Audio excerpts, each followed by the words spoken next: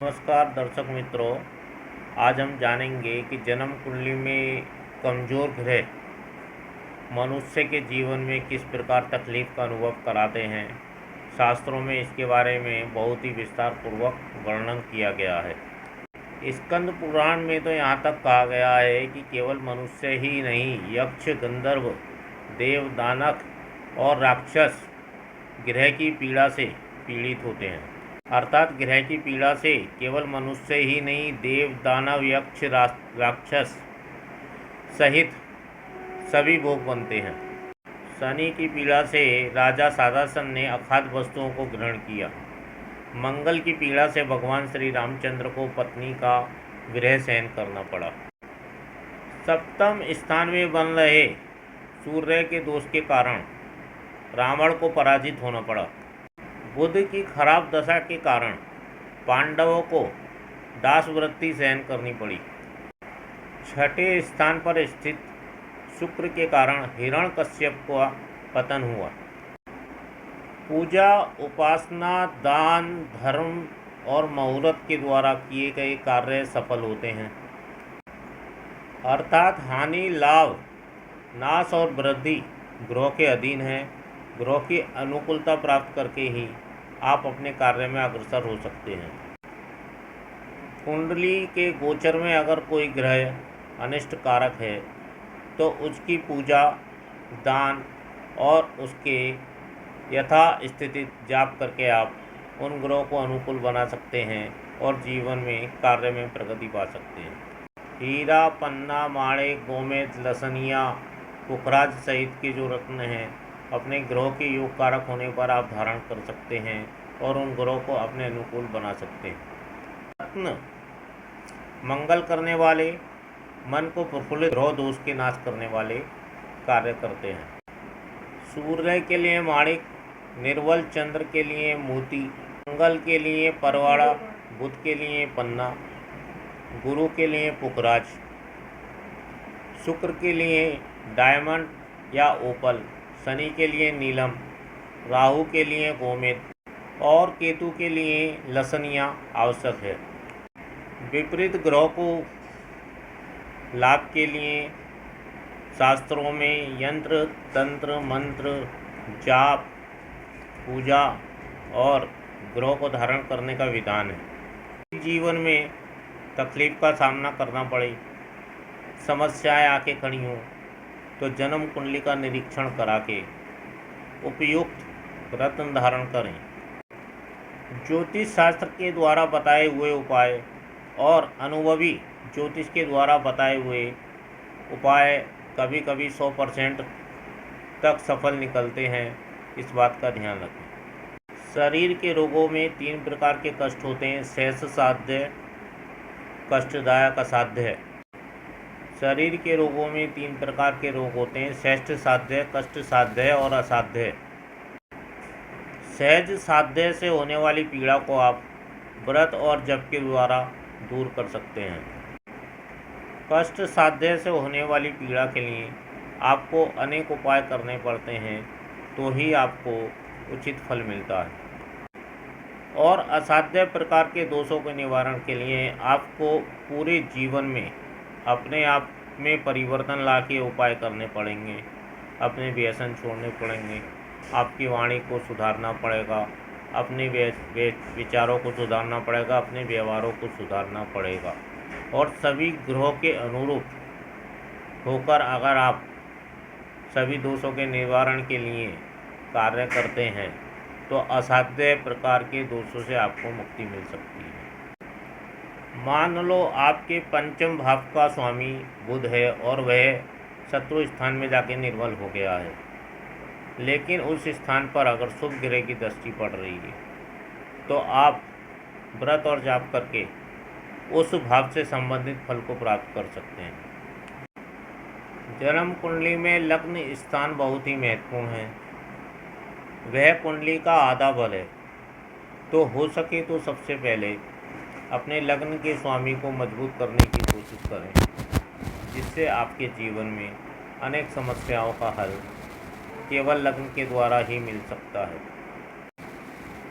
मान्यता ऐसी भी है कि क्रूर ग्रह का नख नहीं पहनना चाहिए, लेकिन अगर जन्म कुंडली में क्रूर ग्रह या पाप ग्रह लगने से, भाग्य से, कर्मे से, पंचमे से, तो वह शुभ फलदायक होता है, इसलिए उसका रत्न धारण किया जा सकता है।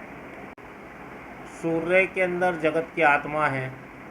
सूर्य पूरी सृष्टि का कारक ग्रह है। सूर्य ग्रह का स्वामी है, ग्रह अधिपति है। तो जन्म कुंडली में सूर्य का बलवान होना बहुत जरूरी है। सूर्य अगर नीच राशि में है, छठे, 8वें और 12वें स्थान में है, अगर रात्रि के समय का जन्म है, तो सूर्य निर्बल हो जाता है, और सूर्य के निर्बल होने के कारण मनुष्य के जीवन में अनेक प्रकार की समस्याओं का सामना उठाना पड़ता है, जैसे मान सम्मान में कमी, नौकरी व्यापार में कमी, प्रगति में कमी। अगर सरकारी कर्मचारी है तो प्रगति में, प्रोन्नति में भी कमी सूर्य के कमज़ोर होने के कारण देखी गई है। सूर्य अगर शनि राहु केतु से युक्त या दृष्ट है तो भी वह निर्बल बन जाता है और हानि पहुंचाता है।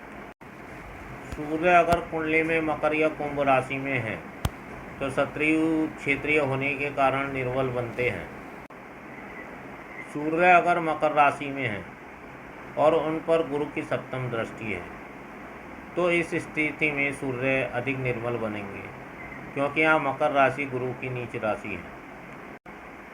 मकर राशि में सूर्य के ऊपर अगर मंगल की दृष्टि पड़ती है तो सूर्य योगकर्ता हो जाते हैं।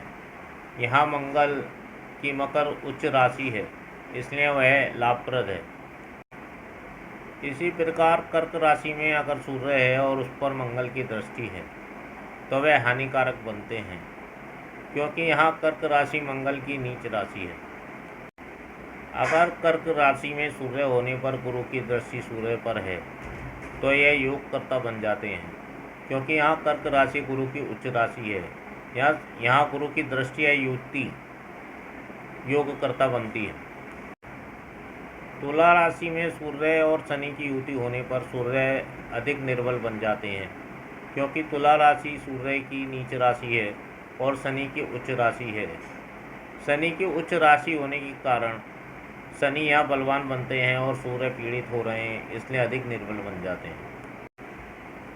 अगर मेष राशि में सूर्य शनि की युति है तो यहाँ शनि निर्बल बन जाते हैं, क्योंकि मेष राशि शनि की नीच राशि है और सूर्य की उच्च राशि है। परंतु अगर मेष राशि में सूर्य है और उसके ऊपर शनि की दृष्टि पड़ रही है तो इस स्थिति में सूर्य निर्बल बन जाते हैं, क्योंकि सूर्य और शनि परम शत्रु हैं। शनि की नीच राशि में सूर्य पर अगर शनि की दृष्टि पड़ती है तो सूर्य अधिक प्रताड़ित होते हैं और वह निर्बल बनते हैं। सूर्य के निर्बल होने पर आँखें, हृदय और हड्डी के कमज़ोर होने की शिकायत बनती हैं। प्रशासन द्वारा हैरानगति, कर्मचारियों को प्रशासन में रुकावट जैसी तकलीफों का सामना करना पड़ता है। पिता के द्वारा मिलने वाला सुख, वारसाई में मिलने वाली संपत्ति और अधिकारों में कमी आती है। आत्मविश्वास में निर्बलता आती है और सोने के जैसे व्यापार में इंसान को घाटा उठाना पड़ता है, तकलीफ का सामना करना पड़ता है। अगर आपकी कुंडली में भी सूर्य निर्बल है तो अनुभवी ज्योतिष से मार्गदर्शन प्राप्त करके, अगर आपकी कुंडली में शुभ स्थान का मालिक होने के कारण सूर्य भगवान निर्बल बन गए हैं तो उनका रत्न माणिक धारण करें। और अगर योग कारक सूर्य नहीं है तो आदित्य हृदय स्त्रोत का पाठ कर सकते हैं, सूर्य गायत्री उपासना कर सकते हैं, रविवार को सूर्य भगवान को जल अर्पण कर सकते हैं, और नित्य दिन प्रत्येक दिन भी सूर्य भगवान को जल अर्पण करने से आप अपने निर्बल सूर्य को बलवान बना सकते हैं। अगर आप भी समस्याओं से ग्रस्त हैं और अनेक उपाय करने के बाद भी आप अपनी समस्याओं से नहीं निकल पा रहे हैं तो एक बार हमारे पास अपनी कुंडली का मार्गदर्शन अवश्य कराएं, क्योंकि हम आपकी कुंडली का संपूर्ण मार्गदर्शन करके आपकी कुंडली में स्थित शुभ अशुभ ग्रह और उनके द्वारा आपके जीवन में चल रहे कष्ट और हानि लाभ के बारे में संपूर्ण विश्लेषण बताते हैं। अपनी कुंडली का मार्गदर्शन एक बार अवश्य कराएं। संपूर्ण कुंडली का विश्लेषण किया जाता है। एक कुंडली का विश्लेषण करने में लगभग 2 से 3 घंटे का समय जाता है।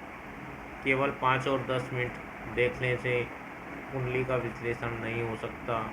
कुंडली का विश्लेषण करने के लिए उपयुक्त समय की आवश्यकता होती है। अगर आप भी चाहते हैं हमारे द्वारा मार्गदर्शन के लिए, तो आपकी जन्म की तिथि, आपका जन्म का समय और जन्म का स्थल लिखकर हमारे व्हाट्सएप नंबर 9979144721 पर भेज सकते हैं।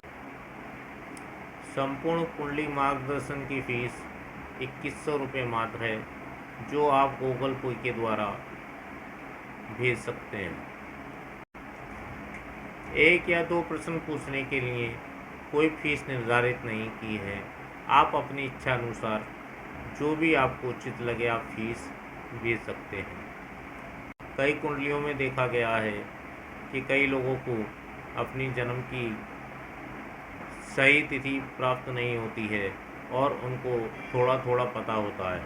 ऐसी स्थिति में भी आपसे जानकारी लेकर आपकी कुंडली बना दी जाएगी, तो आप निश्चिंत रहें। अगर आपको थोड़ा बहुत भी पता है आपके जन्म के बारे में, तो हमसे संपर्क कर सकते हैं। अगर आप अपने जीवन में सफल होना चाहते हैं, तो विद्वान ज्योतिष से संपर्क अति आवश्यक है। मार्गदर्शन अति आवश्यक है। बड़े बड़े उद्योगपति, बड़े बड़े फिल्म स्टार ज्योतिषों के मार्गदर्शन द्वारा अपना कैरियर बनाते हैं। अगर आपने अपनी जन्म कुंडली का मार्गदर्शन प्राप्त नहीं किया है, तो आज ही हमसे संपर्क करें और अपनी जन्म कुंडली का विश्लेषण करा के आप अपने जीवन में आने वाले समय के लिए मार्गदर्शन प्राप्त कर सकते हैं।